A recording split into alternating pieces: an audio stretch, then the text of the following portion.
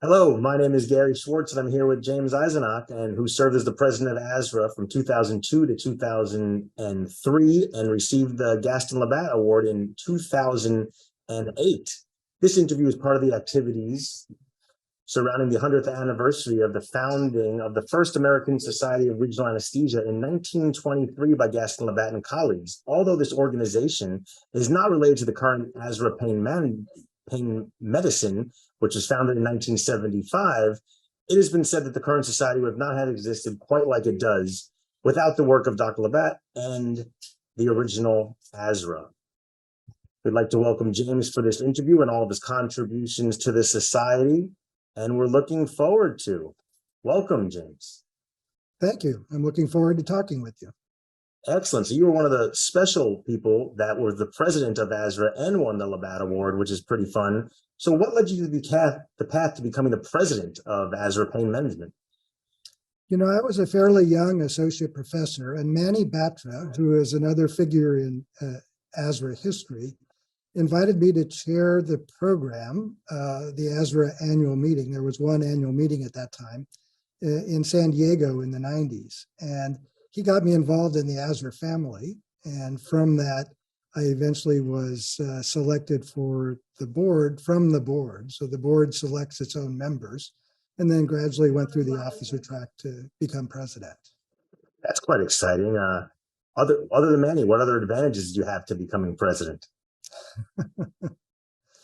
My background is in obstetric anesthesia. So as a clinical anesthesiologist, I practiced as an obstetric anesthesiologist. So we do regional anesthesia, but it's a small component of what we think about when we think about regional anesthesia and acute pain medicine.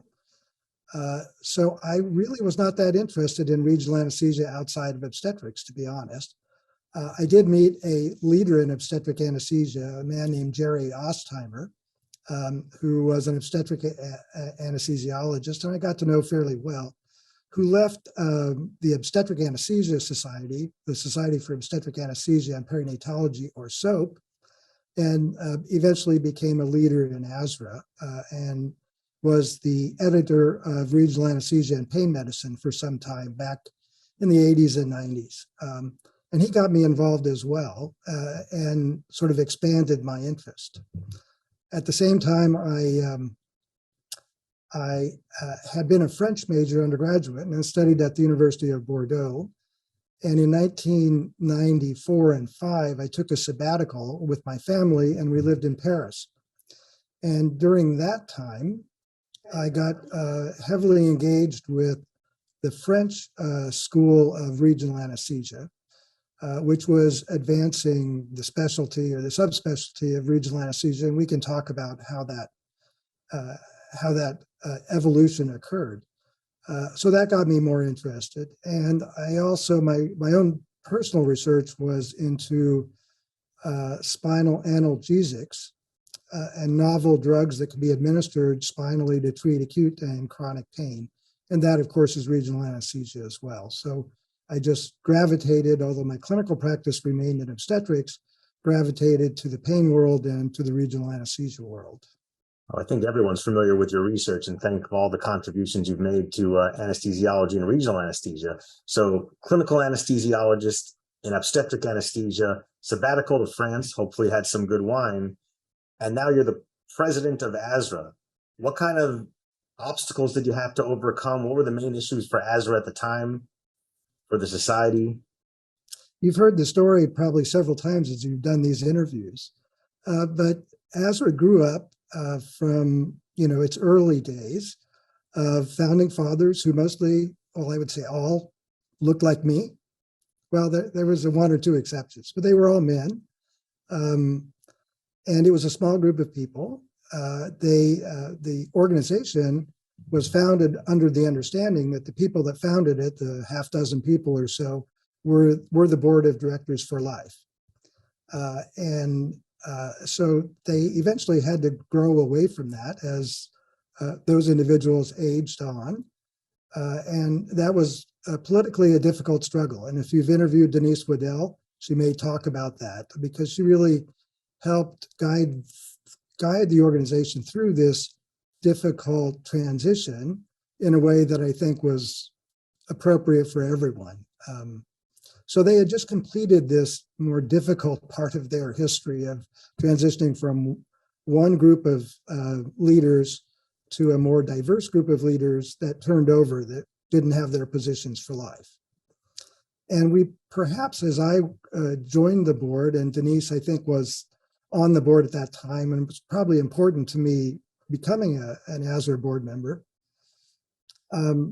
My interest in ASRA before I was a board member was to serve on the Committee on Education, which was involved with the annual meeting. I helped create a structure that I think ASRA still uses that includes a wide diversity of inputs and stakeholders into what is of interest to the types of people that come to the ASRA meeting. And from that, then I was on the board. We had kind of overcorrected from a period where you were a board director for life to very short terms. So for about a 5 or 8 year period there, everyone served basically for 1 year as president. And then it kind of moved back to something more reasonable, I think, to 2 or 3 years. Because it's hard to be a president-elect for 1 year, a president for 1 year, and a past president for a year, and have much continuity in something as large as ASRA. So that was a transition that I helped Denise go through to move towards having more functional board meetings with a more rapid turnover of individuals.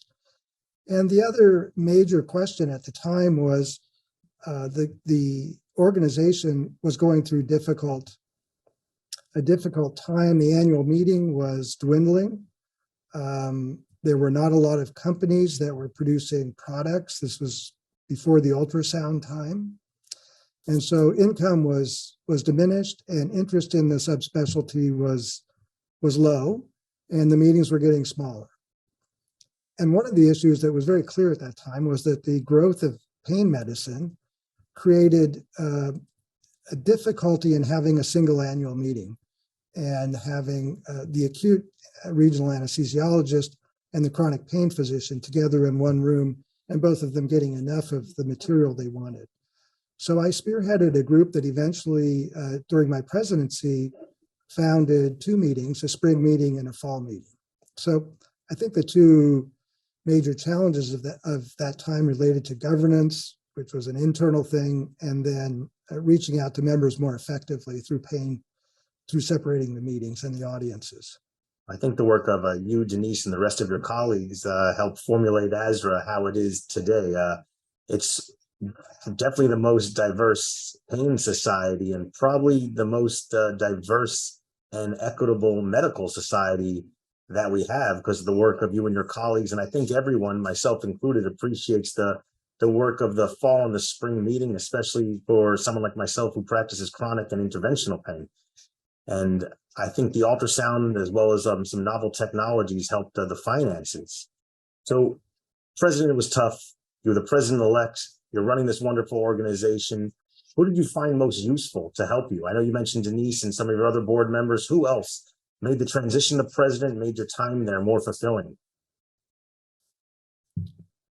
Well, I reached out to local people, like all of us.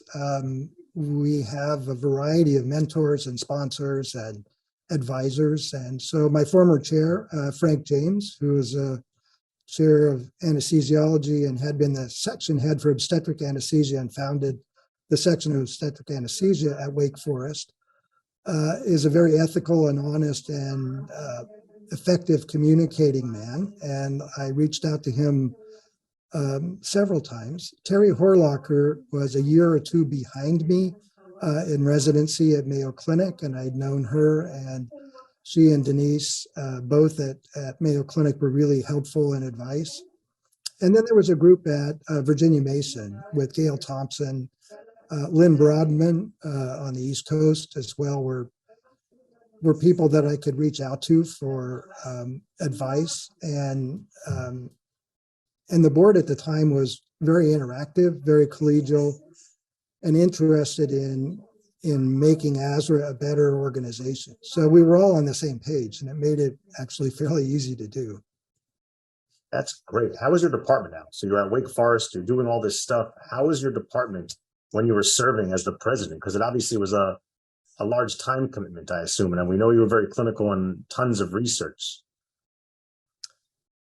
I don't think it had much of an impact on my work here at Wake Forest. So by that time, I started in 1985 as a fellow, got my first NIH grant in 1985 and had been funded by the NIH, have been funded since that time. So I've been doing laboratory and clinical research for a long time. And so this occurred sometime into that period. So by the time I was president, I was clinical 1 day a week and 90% funded by the NIH. So the advantage of research is it's a little more flexible than clinical duties. The disadvantage is you think about it all the time. Not that you don't with clinical care, but you clearly are working on weekends and working on the evenings, and that's just the way it is. So from the university standpoint, it didn't really impact me. And there wasn't a lot of travel involved with ASRA at the time. So it was fairly concentrated into, a few meetings. That makes it a little bit easier. I'm sure once you transitioned to 2 meetings, then going to different societies, it probably made it a little bit busier. So I know you touched on earlier in the conversation that you were an obstetric anesthesiologist. You went to France, then you were transitioning over to regional. Obviously, obstetric and neuraxial is a large part of regional. If you could touch base on that a little bit as well. Well, yeah, I was transitioning into how we affect the peripheral and the spinal part of the central nervous system as it relates to acute and chronic pain. And my interest has actually gone more to the peripheral side, which we can talk about. There's an effort called ACTION that's an FDA initiative, and we can talk a little bit about that if there's time and there's interest. Yes. But my interest in regional anesthesia was really wedded by my time in France and the work that the French were doing to popularize neurostimulation in the placement of peripheral nerve blocks. So prior to that time, there were a few artists who could perform regional anesthesia. It was a blind technique with an assumption that anatomy was anatomy, that it was the same in everyone. And they were pretty much artists. They were working carefully and with a lot of sedation. The patients did well. I recall it was very close to general anesthesia sometimes when I visited Virginia Mason. But it really had restricted the subspecialty because only a few people could really perform regional anesthesia in a reliable fashion. So the French had started with peripheral nerve using stimulators as they went to get paresthesias initially, and then eventually motor responses. And that was the first step in widening or producing a democracy of people who could do regional anesthesia. And then ultrasound was the next step, which further made it possible for really anyone to do regional anesthesia. Yes, I know you touched base on the action for the FDA, and when you kind of went through kind of how the field's evolved over your career. I actually remember even the nerve stimulator and dropping 30 to 40 mLs in the neck, and it worked okay. But looking back now under ultrasound, you're like, wow, that's a lot of local. So if you could talk more about the peripheral nerves and the peripheral nerve stimulation, if you want to touch on that, over how the field evolves over your career. You and I should talk about that, in addition to this interview. Oh, definitely. So our own research in the basic laboratory suggests that chronic pain is related to dysfunction in the peripheral nervous system in many, many, many circumstances. And you know that peripheral blocks in most cases of non-stroke, chronic neuropathic pain temporarily alleviates much of the pain, if not all of it, suggesting that primary afferent input, whether it's normal input that's interpreted wrong by the nervous system or abnormal input, is clearly necessary for the pain to continue. And in the animal and now in some human studies we're doing, we suggest that it actually is the abnormal input that is occurring. And if you silence that input, the pain goes away. And if you correct the input, the pain goes away. And so we're studying the hypothesis that peripherally administered oxytocin corrects the input. And we have some data that is in press now in pain medicine suggesting that that might be true in people as well. So how do you alter peripheral nerve input? Well, local anesthetics is what we typically do in regional anesthesia. You do it as a chronic pain physician, perhaps with peripheral nerve stimulation, electrical stimulation. We all know we can rub the skin, we can cool the skin or heat the skin, and that helps in a variety of types of pain. So whether magnetic fields would work as well, it probably should. If electricity does, you can mimic that with a magnetic fields. So there are a variety of ways that you can manipulate neural activity with drugs, not only local anesthetics, but other kinds of drugs that alter nerve function. Capsaicin's another example of something that selectively alters a subset of neurons. So I was asked to lead one of the 4 groups in Action. Action is an FDA-funded grant to the University of Rochester, led by Bob Dworkin and Dennis Turk. And it is a public-private partnership where they bring industry together, the FDA together, and academia together, and they throw the conflicts of interest kind of out the window and said, let's discuss how can we develop treatments for addiction or pain, or the 2 things that Action mostly works on, more effectively, anesthesia being the 3rd one. So in the renewal of this grant that occurred last fall, Bob asked me to serve as the head for the anesthesia section. And the anesthesia consortium is asking 2 questions. One relates to general anesthesia, and that is mostly focused on a research into drugs that actively reverse general anesthesia, so that hasten emergence from general anesthesia. And the other is questions the FDA has on better understanding what a nerve block is. And is something injected in the neck the same as the arm, the same as a fascial plane block? That, how can they generalize one block to the other in terms of drug development and device development as well? So they have some specific questions that will bring a group together, and the first meeting that we'll have will be focused on what are nerve blocks in the traditional sense with local anesthetics. But the second will be, what about electricity? What about other approaches to alter peripheral nerve function? So I think it's incredible. You just touched on the whole career. We went from looking at netters, or the French version of netters, sticking a needle where we think the nerve should be, dropping some a ton of anesthesia, to talking about electromagnetic, peripheral nerve stim, and what the future holds. And you've been numerous awards over your career. I'm sure you celebrated this grant, and probably every time you get a different success, it's probably wonderful. But what was the initial reaction that you were going to receive the Labat Award? Oh, I was really surprised and I was really honored. Jerry Ostheimer, who introduced me to ASRA, has been, was a mentor and kind of a father figure to me in some ways. I saw him as authoritative, firm, and kind all at the same time. And he came to mind. I didn't know Labat, obviously, although I'd heard about him. He had spent some time at Mayo, I believe.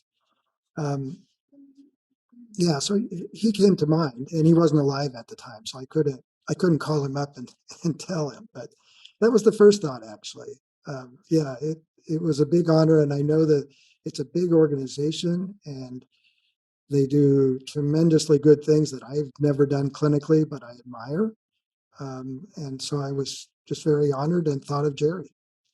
Any other mentors? You've trained and worked with some of the heavyweights of our field and have paved the way for where we are today, including your own research. Any of your other greatest mentors other than Jerry? I know you mentioned Denise, who was another colleague, and Terry. Anyone else you want to mention who mentored you and helped foster you in your roles? I've had the privilege to give several lectures about people. or that are named after people. And I gave the Rovenstein lecture and spent most of that time talking about Rovenstein himself.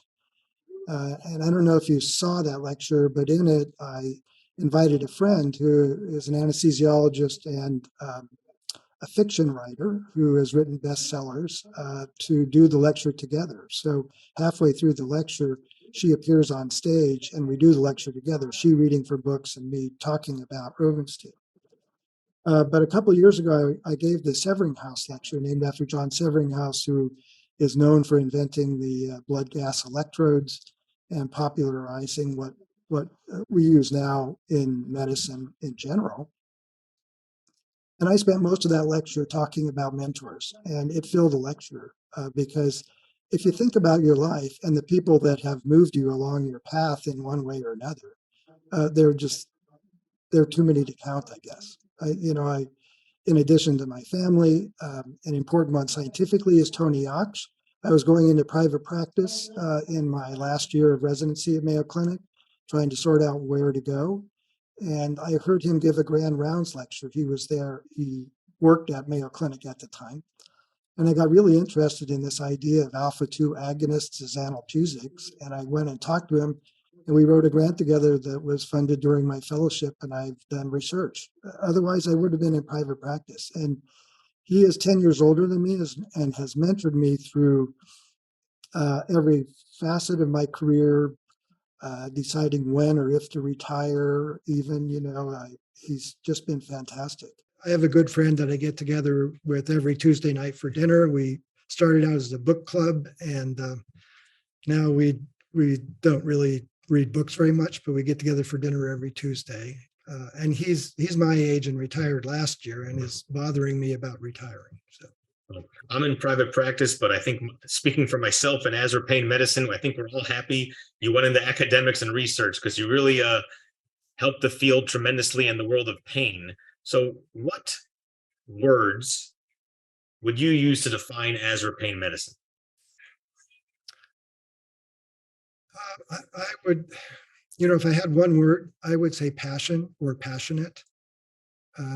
From the get-go, even when they were artists and before there was a lot of science in the field, I think it's a passionate group of people, as the obstetric anesthesiologists are, about their patients and about what they do. That's clearly true on the chronic pain side of it. How people like you do what you do, I have no idea, but you're able to do it and maintain an equipoise when talking to people that are really hard to talk to, who have very difficult problems. On the regional anesthesia side, there's a curiosity and a passion there that didn't go away when you could see everything with ultrasound. They are enthusiasts also. If I chose a second one, it's enthusiasts. And sometimes I think that gets in the way in that we do things before we have evidence that they're either safe or effective. And they work, and so we assume they're safe and effective. And ASRA has, to its benefit, identified times when things we were doing were not safe and helped lead changes. So I was chair of an FDA advisory committee back in the 90s that had to deal with the intrathecal lidocaine neurotoxicity issue. And a good friend, Ken Drasner, that did the research to identify why local anesthetics are neurotoxic at clinically approved concentrations when injected into the spinal space through a microcatheter. How that happens was very important to not only FDA changing the way the drugs are labeled, but also practitioners giving drugs in a different way. Yeah, no, I think everyone appreciates, and I think you helped describe some of the core values of integrity, innovation, education, compassion, and wellness. Anything else that you wanted to touch on during your time as president or award-winning or your career? Well, I'll say one thing. I grew up in soap, and soap was really a family to me. So, the leaders of soap of that time, many of whom have now died, Saul Schneider is a great example. created an atmosphere of a family. It's a much smaller organization than ASRA and has been, I think, from the get-go. So I grew up in that kind of a nurturing environment. ASRA felt very much more like I was entering something, I don't know if more important is the right phrase, but it was more serious in a way. And it really helped me grow to see the entire specialty in a stronger way. And shortly after I was president of ASRA, I became editor-in-chief of anesthesiology, and that allowed me to grow into understanding the entire specialty. The former editor before me, Mike Todd, said, no one in the specialty has a better job, but also no one in the specialty knows the breadth of scientific research than the editor-in-chief, because they're forced to deal with all these things that I don't read about, liver physiology, or I don't, normally I wouldn't have looked at those articles, but I had to.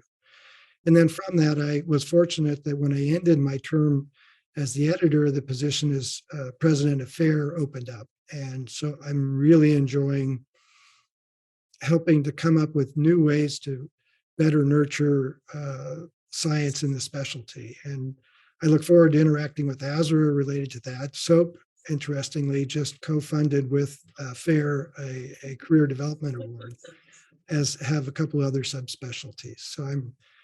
So ASRA played a pivotal role in opening my eyes to a broader world that has led to a very wonderful career. Well, James, thank you much for the interview and also for helping us celebrate this wonderful centennial. And thank you for all you have done for our specialty of pain management, pain medicine, and regional anesthesia. Thank you again. Thank you so much, Gary.